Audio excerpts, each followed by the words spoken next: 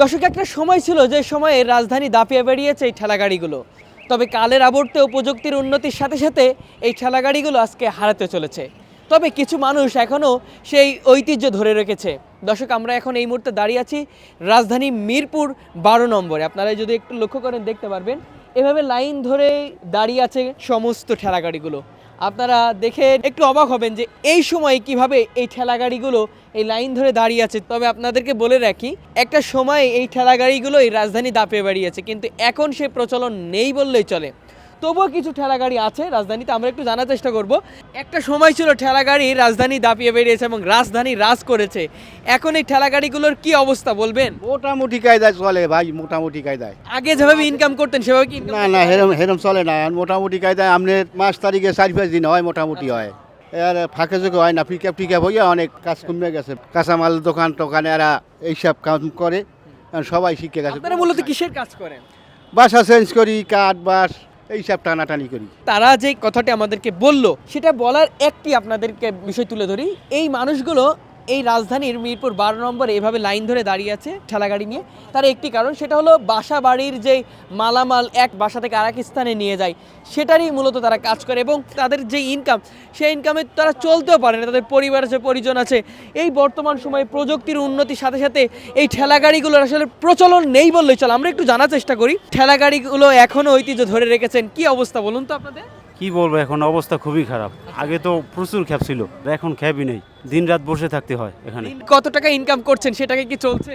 এই মাসে মনে হয় 1000-7 টাকার কাজ কাম হয়েছে। তো অন্য কাজ তো আর আমরা এখন করতে পাই না। মালামালের যে দাম। দর্শক, একটা সময় ছিল পত্রপত্রিকায় দেখতাম ঠেলাগাড়ি, টিভি চ্যানেলে দেখতাম ঠেলাগাড়ি, সমস্ত ক্ষেত্রেই দেখতাম ঠেলাগাড়ি, ফুটেজ আছেই। তবে এখন কি আপনারা দেখেছেন বর্তমান প্রজন্ম ঠেলাগাড়ি কি সেটা কিন্তু জানেও না। তবুও আপনাদেরকে আজকের এই প্রতিবেদনটির মধ্যে দিয়ে তুলে ধরবো যে ঠেলাগাড়ির প্রচলন এখনও রাজধানীতে আছে, তবে সংখ্যায় খুবই কম। কাজ না হওয়ার কারণে তাদের এভাবেই পথে বসতে হচ্ছে। দেখতে পাচ্ছেন যে এভাবে এই দিনকে দিন তারা এভাবে বসে আছে। কেউ এসে বলছে না যে আমার বাসাটা চেঞ্জ করে দাও, এমনটা কিন্তু কেউ বলছেন। আমরা একটু জানার চেষ্টা করি। আসসালামু আলাইকুম, কেমন আছেন? ভালো আছে আলহামদুলিল্লাহ। এই সময় এসে প্রযুক্তি এত উন্নত হয়েছে, তবুও কেন ঠেলাগাড়ি চালাচ্ছেন? ভাই কি করবো, কারণ পেটের দায় করতে হয়েছে। কাম একদিন হলে 3 দিন হয় না, কোনো রকম চালাই দিয়েছে ভাই, কোনো রকম জান্ডা বাসে রাখছি। যদি সরকার আমাকে কিছু একটু খেয়াল করতো আমাকে দিকে, তাইলে হইতো। অন্য কিছু করার চিন্তা ভাবনা করতে করা যায়। চিন্তা ভাবনা করতেছি, কিন্তু কাজ তো পাইতেছি না, কাজই তো নাই। দর্শক, যেমনটি বলার চেষ্টা করছিলাম, এই মানুষগুলো কেউ বা 10 বছর, কেউ বা 15 বছর, কেউ বা 20 বছর এই পেশার সাথে যুক্ত আছে। তবে তাদের এখন দাবি যে কাজ তারা পাচ্ছে না, এমনটাই কিন্তু তারা বলছে। কত বছর ধরে এই পেশার সাথে নিয়োজিত আছে? প্রায় 20-30 বছর। লেখাপড়া তো আর করি নাই যে চাকরি বাদা করবো খামো।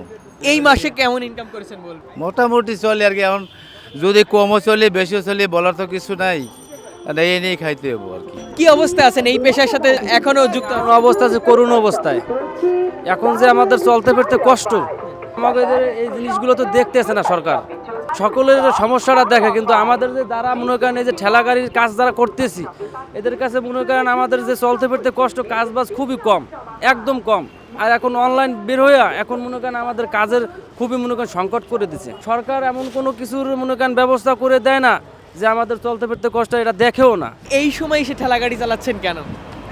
পেটের দায় চালান লাগে, এছাড়া কোনো উপায় নাই।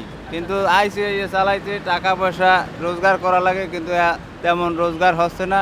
সংসারে খুব টানাটানি অবস্থা, বাচ্চা লাফান নিয়ে। কেমন ইনকাম হয়? ইনকাম কি আসলে পরিবার নিয়ে চলা যায়? না, এতে ইনকাম তেমন হয় না।